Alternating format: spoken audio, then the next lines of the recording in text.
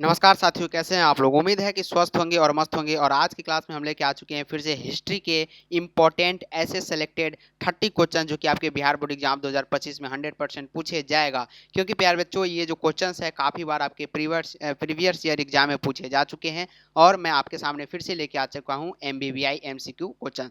Start करते हैं आज के इस लेक्चर्स को। चैनल पर नए हैं तो फटाफट से इस लाइव क्लास को शेयर कर दीजिए, चैनल को सब्सक्राइब कीजिए और वीडियो को लाइक करके फटाफट से सभी भाई बहन दोस्तों के पास शेयर करने का प्रयास करें। और पहला नंबर सवाल की ओर हम लोग चलते हैं जो कि आपके स्क्रीन के सामने है। समय को खराब बिल्कुल भी नहीं करेंगे। तो पहला नंबर क्वेश्चन है कि महावीर ने पश्चिमनाथ के सिद्धांतों में नया सिद्धांत क्या जोड़ा। अहिंसा, ब्रह्मचर्य, सत्य या अपरिग्रह।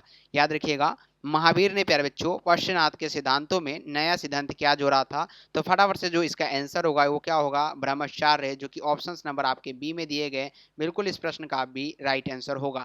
चलिए, इसका कुछ एक्सप्लेन है उसको जरा हम लोग देख लेते हैं, जो कि काफ़ी आपके एग्जाम के लिए बूस्टर साबित होगा। कहता है कि महावीर स्वामी ने ब्रह्मचर्य का भी उपदेश दिया, जिसमें कहा गया कि स्त्री की लोभ में नहीं आना। ये क्या था, एक्सप्लेन है, इसी क्वेश्चन का एक्सप्लेन है जो कि आपको बूस्टर के रूप में कार्य करेगा और काफ़ी अच्छे तरीके से समझाने में प्रयास करेगा। चलिए दूसरा नंबर सवाल की ओर चलते हैं। तो दूसरा नंबर सवाल प्यारे साथियों आपसे पूछा जा रहा है कि श्वेतांबर एवं दिगंबर का संबंध किस धर्म से है। श्वेतांबर एवं दिगंबर का संबंध जो है ये किस धर्म से है। बौद्ध धर्म से, जैन धर्म से, ईसाई धर्म या इस्लाम धर्म। चार ऑप्शंस आपके स्क्रीन के सामने है। क्वेश्चन जो है लाजवाब है और आपको आंसर सिर्फ बताना है, जो कि काफ़ी ज़्यादा इंपॉर्टेंट है आपके एग्जाम के लिए। श्वेतांबर एवं दिगंबर का संबंध जो है ये किस धर्म से है, ये सवाल आपसे पूछे जा रहे हैं और सभी का आंसर जो है कमेंट बॉक्स में धराधर से आना चाहिए, ताकि आपका 2025 का जो एग्जाम है उसमें आप फोड़ सके और अच्छी तरीके से सभी क्वेश्चंस को सॉल्व कर सके। श्वेतांबर एवं दिगंबर का जो संबंध होता है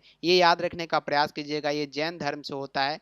कौन से धर्म से, जैन धर्म, जो कि ऑप्शंस नंबर आपके बी में है। चलिए इसका कुछ एक्सप्लेन देख लेते हैं। कहता है कि श्वेतांबर एवं दिगंबर जैन धर्म से संबंधित है, जिसमें श्वेतांबर का अर्थ क्या होता है जरा हाईलाइट करिएगा। जी हाँ, श्वेतांबर का अर्थ क्या होता है यहाँ पे, श्वेत वस्त्र धारण करना। और दिगंबर का अर्थ जो होता है वो क्या होता है, नग्न रहना। जी हाँ, ये क्वेश्चंस आपसे 100% पूछे जा सकते हैं कि श्वेतांबर का अर्थ क्या होता है। तो श्वेतांबर का जो अर्थ होता है वस्त्र धारण करना। इसको जरा हाईलाइट कीजिए, इस क्वेश्चंस को जरा हाईलाइट कीजिए प्यारे बच्चों, और सभी लोग यहाँ पे ध्यान देंगे, जरा इस एक्सप्लेन को ध्यानपूर्वक पढ़ेंगे।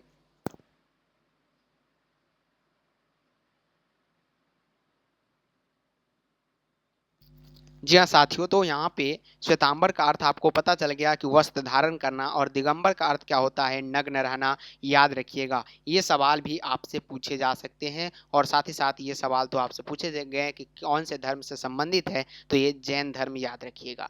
चलिए अगला नंबर सवाल की ओर चलते हैं। तीसरा नंबर क्वेश्चन जो कि काफ़ी ज़्यादा इंपॉर्टेंट है और आपके एग्जाम में 100% ऐसे क्वेश्चन जो है पूछे जा सकते हैं। जैन धर्म के 24वें तीर्थक कौन थे, ये सवाल आपसे पूछे जा रहे हैं। क्या पूछा जा रहा है कि जैन धर्म के जो 24वें तीर्थक थे वो कौन थे। ऋषभ देव थे, या आदिनाथ था, या पश्यनाथ था, या महावीर स्वावा था। तो याद रखिएगा, चार ऑप्शन जो आपकी स्क्रीन के सामने दिख रहा है काफी ज्यादा इंपॉर्टेंट ऑप्शंस है। जैन धर्म के 24वें तीर्थक कौन थे, प्यारे बच्चों याद रखने का प्रयास करें, सभी लोग आंसर देने का भी प्रयास करें। तो जैन धर्म के 24वें तीर्थक के रूप में ये महावीर स्वावा जाना जाता है। ऑप्शन नंबर क्या होगा यहाँ पे, डी जो होगा इस प्रश्न का बिल्कुल राइट आंसर होगा। एक्सप्लेन की ओर चलते हैं जो कि काफी आपको बूस्टर के रूप में कार्य करेगा। कहता है जैन धर्म के प्रथम तीर्थकर ऋषभ देव और 23वें पार्श्वनाथ और अंतिम 24वें जो थे वो महावीर स्वामी थे। याद रखिएगा, तो थोड़ा थोड़ा एक्सप्लेन भी हम लोग देख लेते हैं ताकि आपके दिमाग में कुछ घूमता रहे। और 4 नंबर क्वेश्चन की ओर चलते हैं। तो आर्यों की सभ्यता किस नाम से जानी जाती है। आर्यों की सभ्यता किस नाम से जानी जाती है। नौ पाषाणिक सभ्यता, या वैदिक सभ्यता, हड़प्पा सभ्यता, या इनमें से कोई नहीं। तो याद रखिए, आर्यों की सभ्यता किस नाम से जानी जाती है। प्यारे बच्चों याद रखने का प्रयास करेंगे, आंसर देने का प्रयास करेंगे। काफ़ी अच्छे क्वेश्चंस है और काफ़ी आपके बिहार बोर्ड 2024 में भी ये सवाल पूछे गए, 2023 में भी, यानी PYQ में देखेंगे तो कई बार ये क्वेश्चंस पूछा गया है। तो वैदिक सभ्यता याद रखिएगा। ऑप्शंस नंबर क्या होगा यहाँ पे, बी जो होगा बिल्कुल, किस नाम से जानी जाती है आर्यों की सभ्यता, तो वैदिक सभ्यता के नाम से जानी जाती है। एक्सप्लेन कहता है कि आर्यों की जो सभ्यता है वैदिक सभ्यता के नाम से से जानी जाती थी। इस सभ्यता में लोहा की खोज हुई थी। क्या हुआ था इस सभ्यता में, हाईलाइट कीजिएगा, काफ़ी इंपॉर्टेंट होगा। क्या होगा, लोहा की खोज हुई थी। कौन से सभ्यता में, आर्यों की वैदिक सभ्यता में। याद रखिएगा कौन सा मेटल की खोज हुआ था, ये सवाल आपसे पूछा जा सकता है। तो मेटल जो था वो आयरन यानी लोहा की खोज जो है इसमें हुआ था। तो इसको जरूर याद रखिए, ये सवाल आपके लिए एमबीबीआई साबित हो सकता है। याद रखिए। नेक्स्ट क्वेश्चन की ओर बढ़ते हैं। तो आर्यों का सबसे प्रमुख पशु कौन थे, ये सवाल 5 नंबर क्वेश्चन आपसे पूछा जा रहा है कि आर्यों का जो सबसे प्रमुख पशु था वो कौन था। क्या गाय, बैल, सांड या घोड़ा। तो आर्य समाज के जो सबसे प्रमुख पशु थे, याद रखिएगा कौन था। क्वेश्चन आंसर काफी आपके लिए इंपॉर्टेंट साबित होगा। तो आर्य के सबसे प्रमुख पशु जो थे, याद रखने का प्रयास करें, घोड़ा था। सिंपल सा याद रखिए, घोड़ा यानी ऑप्शन नंबर डी जो होगा ये राइट आंसर होगा। ऑप्शन नंबर डी, इसको एक्सप्लेन करने की कोई भी जरूरत नहीं है। आर्यों का प्रिय पेय क्या है। आर्यों का सोमरस है, दूध है, सूरा है, इनमें से कोई नहीं। यानी पेय पदार्थ में से सबसे अच्छा उनको कौन चीज लगता है, ये क्वेश्चन आपसे पूछा जा रहा है। तो आर्यों का जो प्रिय पेय था वो कौन था, वो था सोमरस। याद रखिए ऑप्शन नंबर यहाँ पे ए जो होगा करेक्ट आंसर होगा। क्या होगा, सोमरस। ऑप्शन नंबर ए बिल्कुल इस प्रश्न का राइट आंसर होगा। फटाफट से बेल आइकन को प्रेस कीजिए ताकि आप तक सभी क्लास का नोटिफिकेशन सबसे पहले पहुंचे। याद रखिए महात्मा बुद्ध को महा परिनिर्वाण प्राप्त हुआ कब, कपिल वस्तु में, पाटलिपुत्र में या कुशीनगर में। क्या तीन ही ऑप्शंस में आपका आंसर आ जाएगा। तो हाँ जी बिल्कुल कुशीनगर। याद रखिए ऑप्शन नंबर यहाँ पे सी जो होगा बिल्कुल इस प्रश्न का राइट आंसर होगा। Option number C. अगला नंबर सवाल है, तो इसका जरा एक्सप्लेन देख लेते हैं कि महात्मा बुद्ध को महा परिनिर्वाण यानी मृत्यु उत्तर प्रदेश के कुशीनगर में प्राप्त हुआ था। कहाँ पे, उत्तर प्रदेश के कुशीनगर में। चलिए 8 नंबर क्वेश्चन जो कि काफी ज्यादा इंपॉर्टेंट है, आपके स्क्रीन के सामने ये रहा कि बुद्ध का सारनाथ में दिया गया प्रथम प्रवचन क्या कहलाता है। तो बुद्ध का सारनाथ में दिया गया प्रथम प्रवचन जो है, क्या धर्म परिवर्तन कहलाता है, धर्म चक्र परिवर्तन या धर्म समागम या मध्य समागम। तो बुद्ध का सारनाथ में दिया गया प्रथम प्रवचन जो है ये कौन से नाम से जाने जाते हैं। तो उनको कहा जाता है धर्म चक्र परिवर्तन। ऑप्शन नंबर यहाँ पे क्या होगा, बी जो होगा बिल्कुल इस प्रश्न का 100% राइट आंसर होगा। याद रखिए धर्म चक्र परिवर्तन, ऑप्शन नंबर बिल्कुल बी राइट होगा। अगला नंबर सवाल की ओर जरा एक्सप्लेन देख ले। तो महात्मा बुद्ध को ज्ञान प्राप्ति के बाद उन्होंने पहला प्रवचन दिया जिसे धर्म चक्र परिवर्तन कहते हैं। ये एक्सप्लेन आपके लिए काफी एमबीबीआई साबित होगा नेक्स्ट क्वेश्चंस के लिए। चलिए बुद्ध के अष्टांगी मार्ग में कौन सा सिद्धांत नहीं था। बताइएगा 9 नंबर सवाल कि बुद्ध के अष्टांगिक मार्ग में कौन सा सिद्धांत जो था ये नहीं था। सम्यक दृष्टि, सम्यक व्यायाम, सम्यक चरित्र या सम्यक स्मृति। चार ऑप्शंस आपकी स्क्रीन के सामने हैं। तो 9 नंबर क्वेश्चन का जो आंसर होगा राइट आंसर वो बताने का प्रयास करें तो बिल्कुल सम्यक चरित्र, ऑप्शन नंबर सी आना चाहिए सभी का राइट। बिल्कुल इस प्रश्न का 100% राइट आंसर होगा। एक्सप्लेन की ओर चलते हैं। कहता है बुद्ध के अष्टांगिक मार्ग इस प्रकार का है, सम्यक दृष्टि, सम्यक संकल्प, सम्यक वाक, सम्यक कर्मांत एवं सम्यक व्यायाम, सम्यक आजीविका और सम्यक स्मृति व सम्यक समाधि। ये सभी क्या है, बुद्ध के अष्टांगिक मार्ग है। चलिए 10 नंबर क्वेश्चन आपके स्क्रीन के सामने काफी ज्यादा इंपॉर्टेंट है। निम्न में से कौन गौतम बुद्ध के शिष्य थे, ये सवाल आपसे पूछे जा रहे हैं। तो बताने का प्रयास कीजिएगा फटाफट से कि गौतम बुद्ध के जो है शिष्य कौन थे प्यारे बच्चों। जी हाँ, गौतम बुद्ध के शिष्य कौन थे बताने का प्रयास कीजिएगा फटाफट से। सभी का आंसर यहाँ पे राइट आना चाहिए। सभी का आंसर प्यारे बच्चों राइट आना चाहिए कि गौतम बुद्ध के शिष्य का नाम क्या था। जी हाँ, तो गौतम बुद्ध के शिष्य का नाम क्या था प्यारे बच्चों।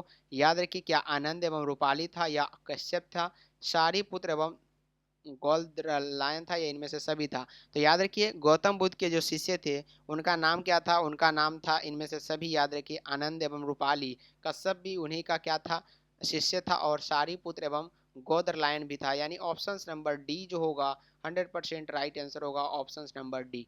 नेक्स्ट क्वेश्चन की ओर बढ़ते हैं। 11 नंबर सवाल आपकी स्क्रीन के सामने है कि किसके शासनकाल में बौद्ध धर्म का विभाजन हीनयान और महायान संप्रदाय में हुआ। काफ़ी इंपॉर्टेंट क्वेश्चंस आपके बिहार बोर्ड एग्जाम 2025 के लिए। फटाफट से आज के इस लेक्चर्स को लाइक करें, चैनल को सब्सक्राइब करें और शेयर करने का प्रयास करें। तो किसके शासनकाल में बौद्ध धर्म का विभाजन हीनायन और महानायन संप्रदाय में हुआ था। ये 11 नंबर सवाल में आपसे पूछा जा रहा है, तो इसका ऑप्शन नंबर ए बिल्कुल राइट होगा। अशोक याद रखिए, बिल्कुल ऑप्शन नंबर ए राइट होगा। नेक्स्ट क्वेश्चन जरा एक्सप्लेन देख ले। हिनायन और महायानन संप्रदाय का विभाजन 4वीं शताब्दी ईसा पूर्व में कनिष्क की शासन काल में हुआ था। किसके शासन काल में? कनिष्क के शासन काल में, याद रखिए। 12 नंबर सवाल आपके स्क्रीन के सामने, जो कि काफ़ी ज़्यादा इंपॉर्टेंट है और ऐसे प्रश्न जो है 100% आपसे पूछे जाएंगे। गौतम बुद्ध के गृह त्याग की घटना को बौद्ध ग्रंथों में क्या कहा जाता है? जी हाँ साथियों, गौतम बुद्ध के गृह त्याग की घटना को बौद्ध ग्रंथों में क्या कहा जाता है? तो बौद्ध ग्रंथों में इनको जो है महाभिनिष्क्रमण, यानी ऑप्शन नंबर ए बिल्कुल इस प्रश्न का राइट आंसर होगा। ऑप्शन नंबर ए 100% राइट होगा, याद रखिए। नेक्स्ट क्वेश्चन की ओर बढ़ते हैं, जरा ध्यान देंगे आप लोग 13 नंबर सवाल की ओर। गौतम बुद्ध ने बौद्ध संघ की स्थापना कहाँ की थी? बनारस में, सारनाथ में, राजगिरी में या चंपा में? तो गौतम बुद्ध ने, याद रखिए, बौद्ध संघ की जो स्थापना है ये प्यारे बच्चों कहाँ पे किया था? तो ये जो है सारनाथ में किया था। ऑप्शन नंबर बी है। पीडीएफ को लेने के लिए टेलीग्राम चैनल को ज्वाइन कीजिए, डिस्क्रिप्शन में इस टेलीग्राम चैनल का लिंक मिल जाएगा। गौतम बुद्ध किस कुल से संबंधित है? तो ये जो है ये शाक्य कुल से संबंधित है। कौन से? शाक्य कुल से गौतम बुद्ध संबंधित रखते हैं। गौतम बुद्ध को ज्ञान किस नदी के किनारे मिला था? गंगा नदी, गंडक नदी, निरंजना नदी या कमला नदी? तो गौतम बुद्ध को ज्ञान की प्राप्ति कौन से नदी के किनारे हुआ था, जरा बताइएगा। तो वो जो हुआ था वो निरंजना नदी के किनारे। ऑप्शन नंबर सी राइट होगा। चलिए एक्सप्लेन देख लेते हैं। गौतम बुद्ध को निरंजना नदी के किनारे 6 वर्ष कठिन तपस्या के बाद पीपल वृक्ष के नीचे उसे ज्ञान की प्राप्ति हुई थी। कहाँ पे? पीपल के वृक्ष के नीचे। महात्मा बुद्ध के बचपन का क्या नाम था? धर्म प्रधान, सॉरी, वर्धमान या सिद्धार्थ, वेददत्त या राहुल? तो महात्मा बुद्ध के बचपन का क्या नाम था? 16 नंबर क्वेश्चन आपसे पूछा जा रहा है, जो कि काफ़ी ज़्यादा इंपॉर्टेंट है। तो सिद्धार्थ जो होगा बिल्कुल इस प्रश्न का राइट आंसर होगा, याद रखिए। क्या? सिद्धार्थ नाम था। एक्सप्लेन देख लेते हैं। तो महात्मा बुद्ध के बचपन का नाम सिद्धार्थ था, उसके पुत्र का नाम राहुल और महावीर स्वामी के बचपन का नाम वर्धमान, उसकी पुत्री का नाम जो था अनुज्ञे प्रियदर्शी था। तो ये एक्सप्लेन रहा इसका। और 17 नंबर क्वेश्चन, महात्मा बुद्ध को ज्ञान कहाँ प्राप्त हुआ?